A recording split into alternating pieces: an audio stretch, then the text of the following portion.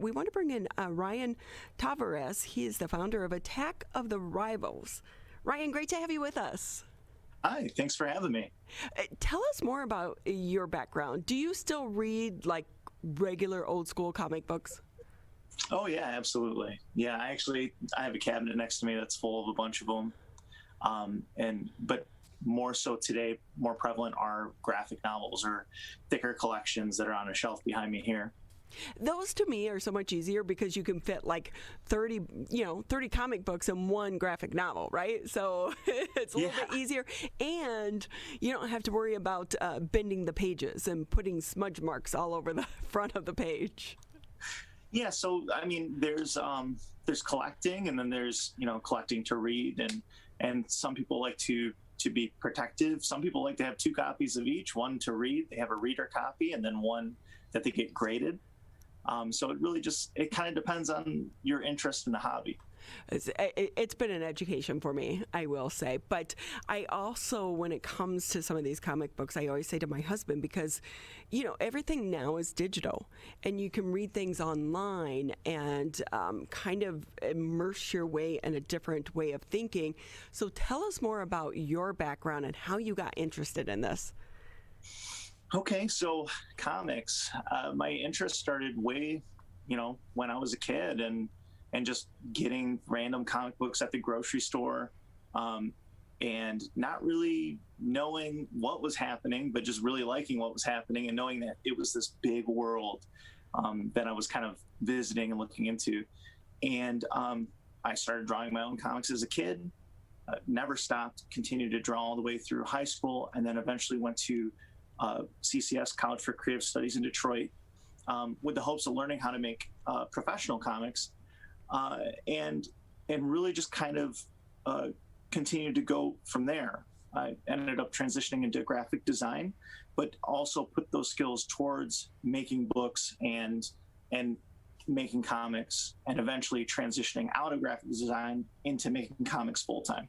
So with that, are you doing your drawing digitally now, or is it a hybrid of old school with new school? Yeah, so for me, it's a hybrid system.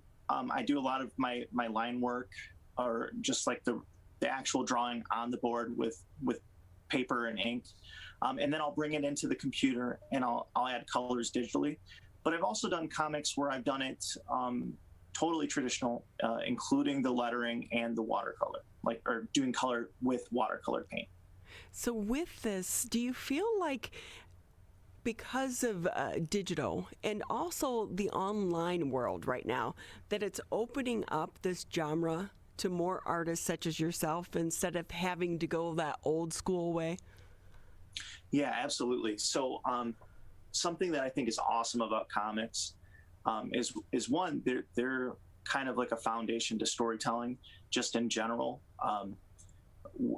I think a lot of people as kids just drawing, they add words or letters, and characters talk and speak. So it's a language we're all familiar with. And also with that, with the technology aspect, so long as you can take a picture with a phone and have an internet connection, you can draw a picture and upload it. And you can do that over and over and over and create your own comics that way as well.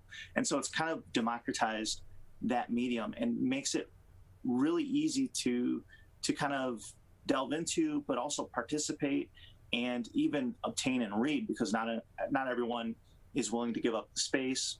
So, you can do an online service and read books digitally, but also the participation aspect of people making comics, having it digital has opened it up tremendously.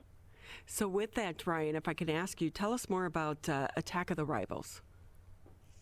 Yeah, so Attack of the Rivals is my studio, and I'm a self-publisher, so I'll publish my own books. And what that means is taking the book from concept to an actual product, and getting the book printed and then distributing it. So distributing it sounds big, but in my instance, it just means selling my books online, and mailing them out, going to the post office, shipping those out. I also do commission service for other people who want to make comics. And so they come to my studio, Attack the Rivals, asking for art. And so that's kind of how I've structured that. Now that started about 11 years ago now, when I was out of college, and really was just kind of like a group of friends when we had gathered together and started just making our own stuff. What's so fabulous, though, is that because of the internet and the way media works today and social media, you can open these doors and these opportunities for yourself. But when you were sitting around with your friends, did you really think you'd get here? So at least for me, it's something I've always wanted to do. So what was interesting was, as I was getting into it and starting to put stuff online, that technology was becoming cheaper, easier to obtain, and even better quality. So something as simple as like having a scanner to scan your pages versus having a camera was advantageous. And so really it was just a matter of slowly working our way towards it. And in my mind, I knew it was possible. There's so many other people out there who are doing it. And being able to see that proof of other people on the internet posting their own comics and having success kind of reinforced that for me. But that being said, you know, it is still very difficult to break into. It's a marathon. It's not a sprint. It's one of those things where the thing that you're fighting for is eyeballs and visibility. And sometimes it's a little bit of a war of attrition. Who can hold out longer? And so, like I said, we started 10 years ago, and it really took every bit of this 10 years to kind of get to the point where people would actually start to look. So with that, starting a new business and trying to get recognition and get more people to pay attention, like you said, it's a marathon. How are you getting some of your funding? Have you been able to crowdsource some of this? Yeah. So actually, to start with, I've always been kind of from the ethos of like grassroots, start with like the minimum viable product, like the cheapest, lowest effort thing that you can do, and put it out there and see what it does, and then kind of build up from there. And so I've been actually putting comics together and printing them and paying for that out of pocket myself, just by working and setting money aside. But then getting to the point where just recently in October of 2020, I did my first crowdfunding campaign through Kickstarter. And how did that go? Oh, it went fantastic. So what was the reason why I went to that is I had started to move away from doing single issue comics. So the comic books that people are more commonly familiar with, you know, they're 24 pages, short, easy to read, little bites. And I was finding myself having a hard time reprinting those and keeping those in stock. So again, if that's all coming out of my pocket, you know, once you start getting up in a number of issues, at least for me, it's important to keep people all on the same page. So I wanted to move to something that was a little bit bigger and do a compilation of a series of mine called Nomads. And this collects like the first 4 issues, and it saves me from having to order 4 different books. I just have to order one. But the price per issue is a little bit higher. So I turned to Kickstarter and had a tremendous amount of support. We funded in 3 hours. And then the rest of the 30 days was just extra. Well, you know what that says, Brian, that people out there really appreciate your talents. So you must be proud. Yeah. Well, and very grateful and humble for all the support.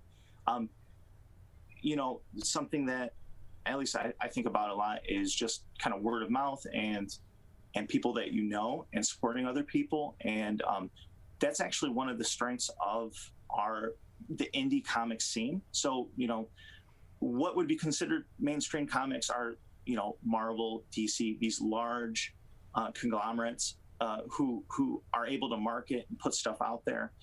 But for someone like me, I rely heavily on avenues like Facebook and Instagram, and putting work out there to my friends and family and other people making comics, right?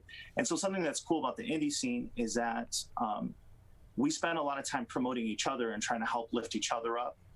and amplifying that signal. And I think that has been something that I've just been amazed by over the last couple of years, is just the depth of that community.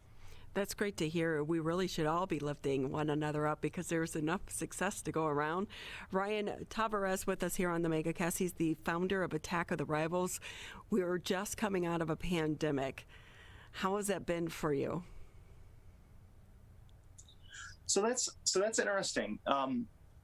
While it's been a difficult time for a lot of people, myself included, part of my foray into comics full time was because of the pandemic and being furloughed, and really just thinking about, what do I want to dedicate my time to, and taking a bet on myself and seeing, if I could do this by freelancing and kind of just putting my own work out there.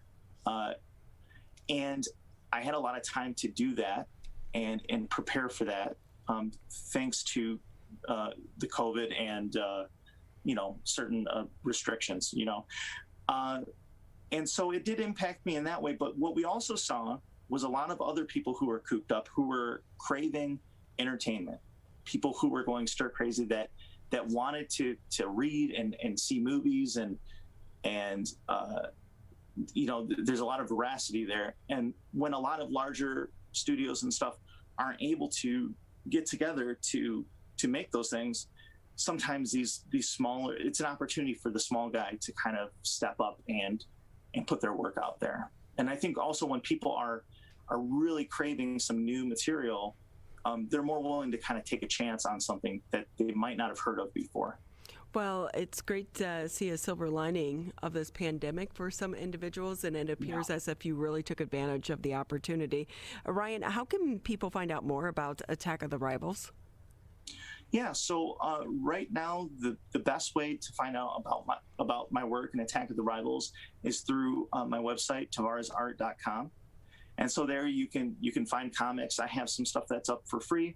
I also have links to a store, tavarezart.bigcartel.com, and that's where you can purchase copies of my comics in physical form and digital form. And then you can also I'm posting work constantly on Instagram at tavarezart. Well, you're very talented. So we appreciate your time today, and we wish you continued success. We hope this takes off for you. Yeah, thank you so much.